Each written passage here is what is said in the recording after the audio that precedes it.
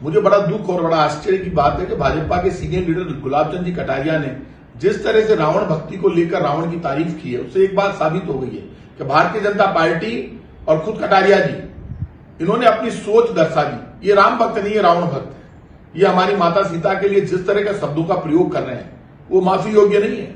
इससे बड़ा पाप आप कुछ नहीं कर सकते। कटारिया जी, कमाल कर दिया आपने। तो आप कह रहे हैं कि रावण ने कोई गलत काम नहीं किया, सिर्फ माता सीता का अपहरण किया था, उनके हाथ तक नहीं लगाया। हाथ लगा नहीं सकता था रावण।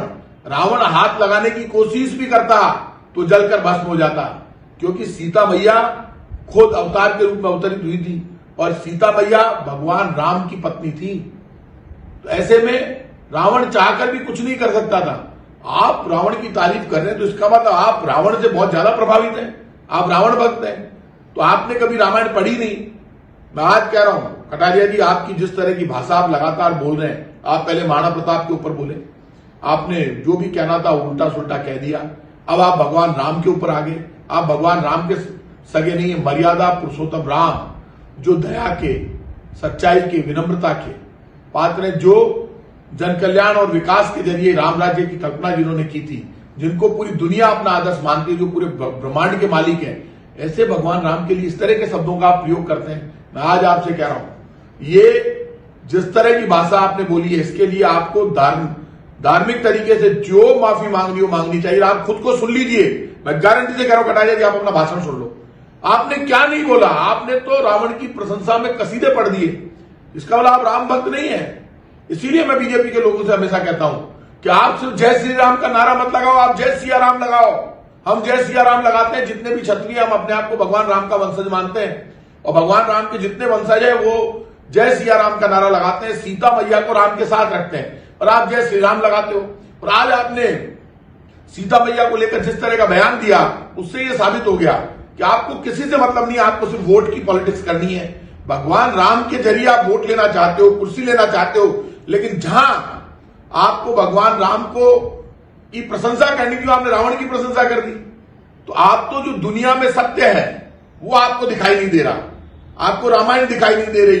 भगवान राम के बारे में आज सब कुछ इस धरती पर पूरी दुनिया जानती है कि भगवान राम कौन थे, क्या थे, सीता मैया कैसी थी, क्या थी, पूरा सब कुछ आज उपस्थित है। ऐसे में आपने जो कहा, इसके लिए आपको माफी मांगनी चाहिए और धार्मिक रूप से ऐसा अनुष्ठान करना चाहिए जिससे आपके पाप धुल सके। नहीं तो भगवान राम ने कहा, मैं नहीं चाहता कि भगवान राम आपके साथ कोई बुरा करे, आपकी इतनी उम्र हो गई है, लेकिन जिस तरह की भाषा आपने बोली है, इसके लिए आपको बाकायदा विधि विधान से पूजा पाठ करके भगवान राम से माफी मांगनी चाहिए, जिससे आप कम से कम इस पाप से बच सके। अन्यथा आपने जो पाप किया है उसके बाद कुछ बचता नहीं है। मुझे पक्की उम्मीद है कि बीजेपी के लोग, आरएसएस के लोग और विश्व हिंदू परिषद के लोग आगे आकर बोलकर बताएंगे कि आप कटारिया जी के बयान से सहमत है। यदि सहमत है तो आप हाँ कीजिए, जिससे देश को पता चले आपकी असलियत, कि आपको भगवान राम या सीता मैया से मतलब नहीं है। आपको तो इनके नाम से राजनीति करनी है। इनके नाम से राजनीति करने का ना कांग्रेस को हक है ना बीजेपी को, किसी को हक नहीं है, क्योंकि पार्टियां सब बाद में आई है। भगवान राम बहुत पहले आ गए थे त्रेता में। इसलिए कांग्रेस हो, बीजेपी हो, सपा हो, बसपा हो, कम्युनिस्ट हो, हम पॉलिटिकल पार्टियों के लोग अपनी राजनीति करें, लेकिन राजनीति में अपनी औकात को हमें समझनी चाहिए। हमारी औकात कुछ भी नहीं है किसी की भी।